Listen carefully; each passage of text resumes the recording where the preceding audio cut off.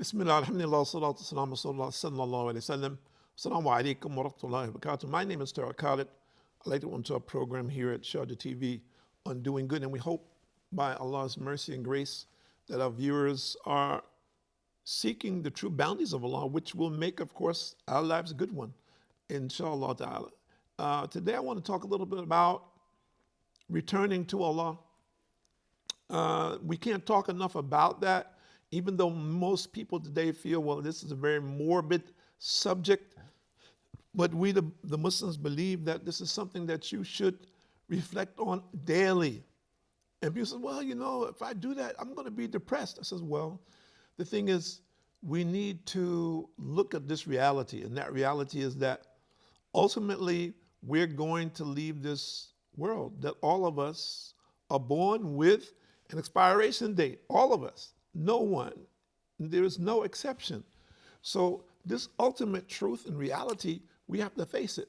Now, of course, there are many views that people have about what happens to you after death. And of course, we want to convey to you our belief system. And why is that? Because we believe that everyone whom we have the opportunity to communicate with is a good thing for us, and inshallah ta'ala is a good thing for them. Meaning that those people who accept and follow, that they will get the benefit from it. And the people, of course, that don't, then this, of course, is their choice like everything else. But, of course, we're here to offer it to those who wish to listen. And I found personally that there are many, many people who are just in total confusion. They don't have a clue about life or death in relation, let's say death after life, how it relates or how it's interrelated.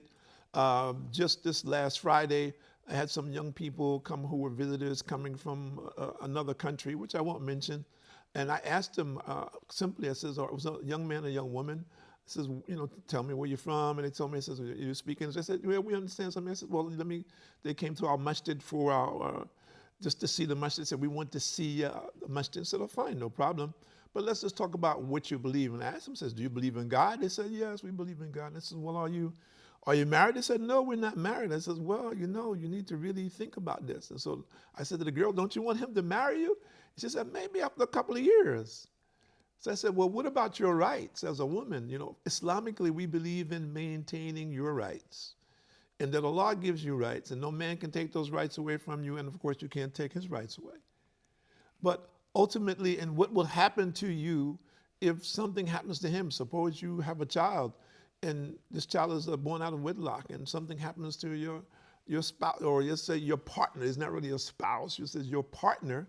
Okay, where's the accountability and responsibility come into that? So there are millions of people in this category globally, and so many others who are in doubt about what is going to happen to them, and they're thinking because they're young that they're going to live in. Just the day before yesterday, we did prayer for a 3-year-old, beautiful little girl that was known to our community here, and Allah subhanahu wa ta'ala took her soul.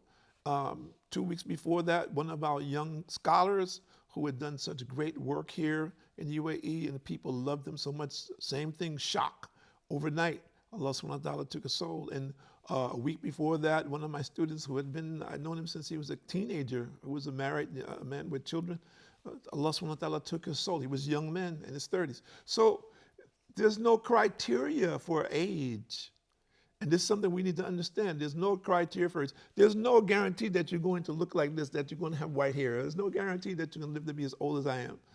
And I'm not saying that because I'm old and saying, well, okay, you live your life, let us live our life. Don't impose your thoughts on us. No.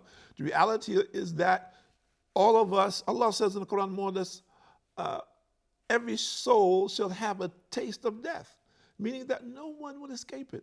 So I'll ask you, what is your plan? What is your plan? People say, well, it's over, brother. When you die, it's over. I said, is it? No, that's maybe your belief. We don't believe that. We believe that that is the beginning of a new era, let's put it that way.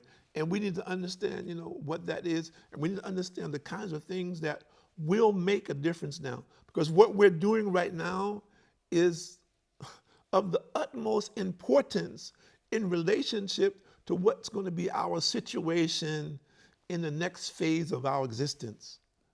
And some people say, well, I don't believe in that. I don't believe any of these things. I think that when you die, it's just over.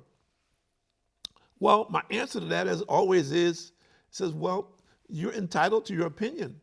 But we know that there were thousands of prophets who came to people down through the ages who didn't believe that and preached to people about, number one, to believe in the one and only God and to worship him only and to follow him as a prophet.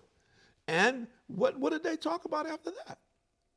Life after death, that in the grave there is punishment in the grave. And our Prophet Muhammad Sallallahu Alaihi Wasallam, he said more or less the grave can be either a garden of paradise for the believer or a pit of hellfire for the disbeliever. So he's put it, it has concluded it. This is your choice right now. Some people say, well, I think I have some other choice. I says, well, fine. You're entitled to that. But we're trying to tell you, the revelation is saying, the revelation from Allah, from God, the one only God, is that this is what we're going to. You have choices now to concur one way or another as to which path you would follow. And we're just inviting you to the path of truth, the path of enlightenment. And for those people who disagree, we say, well, look, okay, where is your disagreement lie? Where is your evidence? We have prophet after prophet who consistently talk about this, who talk about the day of judgment, who talk about heaven and hell, who talk about this one God.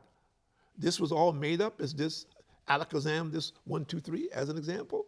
Let's look at the credibility for those people. If he says, well, you Muslims are saying so-and-so, I don't believe the Muslim. I said, okay, fine. So let's look at the original scriptures. If we can find the original scriptures, if that's what you believe. If you say you're a Christian, I say, where is the original scriptures that talk about this? If you're a Jew, bring the original scriptures that talk about this, because surely Jesus, alayhi salam, talked about this. Moses, alayhi salam, talked about this. So if you're really following them, then ask your scholars, where are the original documents in the original language so you can understand, so you can differentiate between what we're saying and what was truly said by Jesus Christ, or what was said truly by Moses.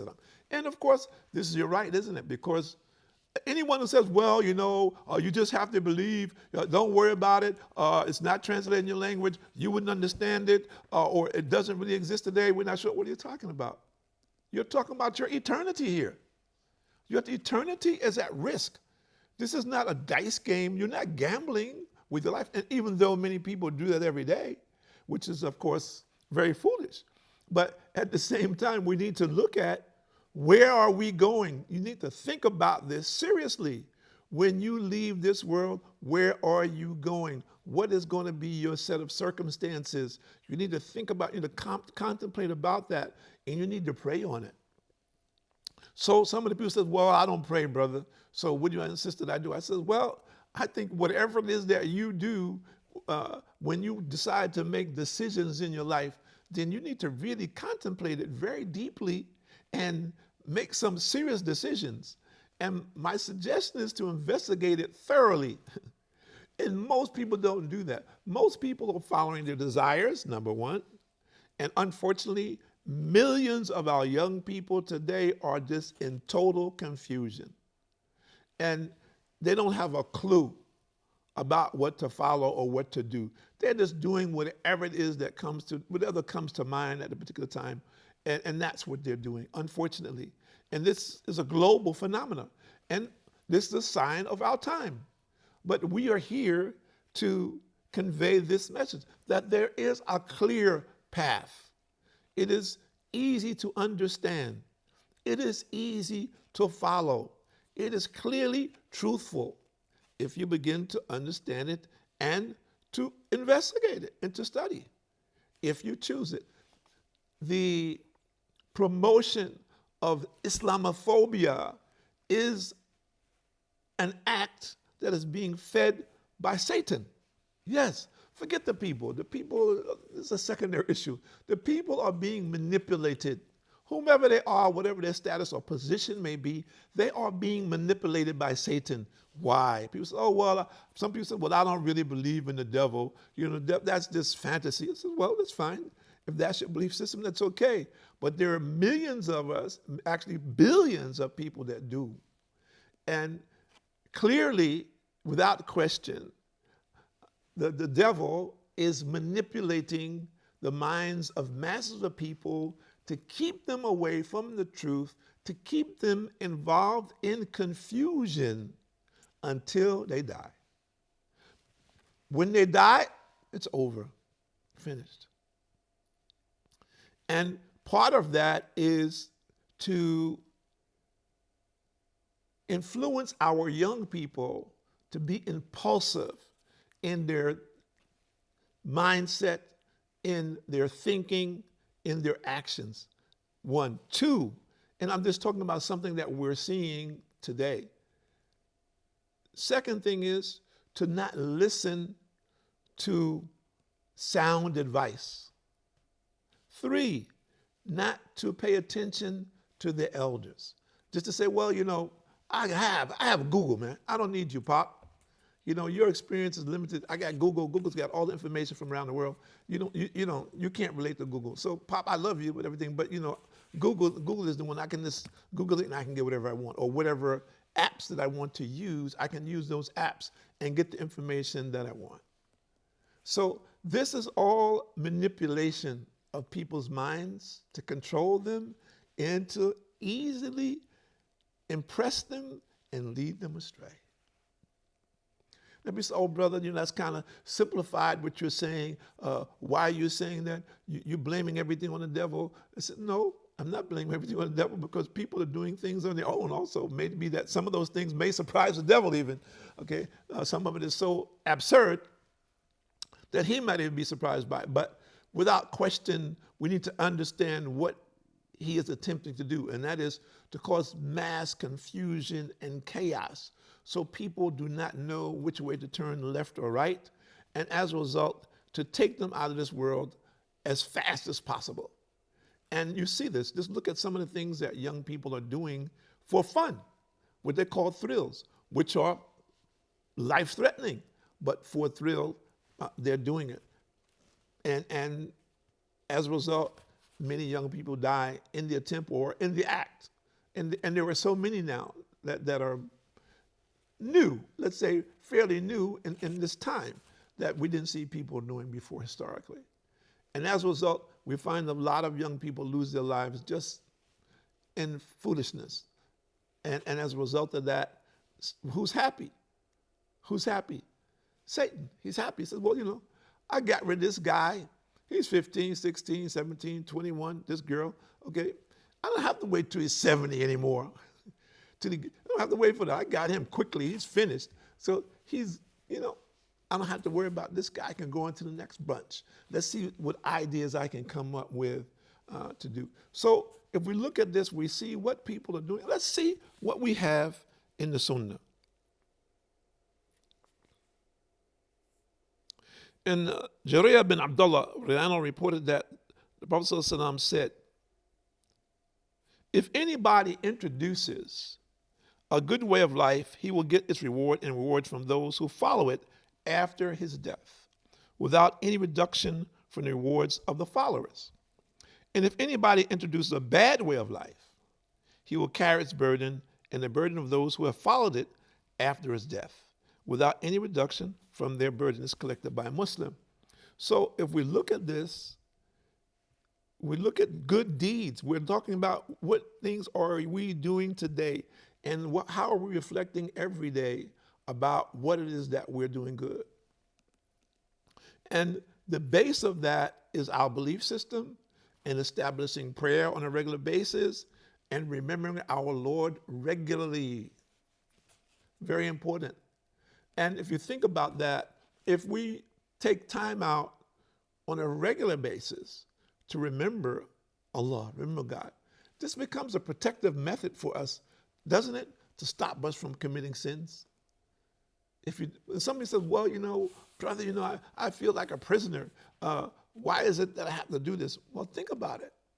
Suppose you die sitting at a table drinking coffee uh, while you're involved in some illicit type of activity, which I won't name. It could be anything, but you're sitting at a table there involved in something, okay, that is forbidden. And you take a sip of the coffee and then bang, you fall off and you die. An example. Don't you think that before you got to that meeting, if you had remembered the law, that you had second thoughts about the meeting? That maybe it says, well, maybe Allah would not like this meeting, so maybe I should cancel it. I don't think it's a good thing. Just think about that. If you put it in perspective. Or are you, maybe you're so hardcore, it wouldn't make a difference. It says, well, I'm going to go and do this anyway because it's going to be fun, or I'm going to enjoy it, or whatever it might be. An example, there are people like that are driven by negative things. But we're talking about the average person. If you are going to commit a sin, and before that sin, you become in the habit of remembering Allah, then more than likely you would refrain from that. And especially if you thought that I might die in the act. Okay. Most of us don't think like that. Well, I'm going to do this thing, I'm going to enjoy it, or whatever it might be, and I'll do whatever after. Most people don't think, well, if I do this act and I'm going to die in the middle of that. They don't think, well, I better not do it because I might die doing it. Most people don't think like that. And Abu Hurairah said, the deeds of a person, that the Prophet ﷺ said, the deeds of a person ceases with his death, except in 3 cases, and they are a recurring charity, some charity that he is giving that people are going to get continuous benefit from. Knowledge by which the people are benefit, and this knowledge, of course, is the knowledge predominantly of the knowledge that people want to get benefit that's going to bring them closer to Allah. Pious progeny who pray for the dead parents. The exemption of these 3 good deeds indicates that the deceased himself had done these things during his lifetime. It's corrected by Muslim. So we're asking everyone out there, think about this before the angel of death takes your soul. Everyone's time is written, so take the time out now to think about it and prepare yourself. And preparing yourself is by obeying the commandments of Allah subhanahu wa ta'ala on a daily basis. My name is Tariq Khalid. I'd like to thank you for joining us here at Sharjah TV and doing good. And we hope and we pray that by Allah's mercy and grace that we're all focused on this, on striving to do as much good as we can do every single day while we're breathing, inshallah ta'ala. Assalamu alaikum wa rahmatullahi wa barakatuh.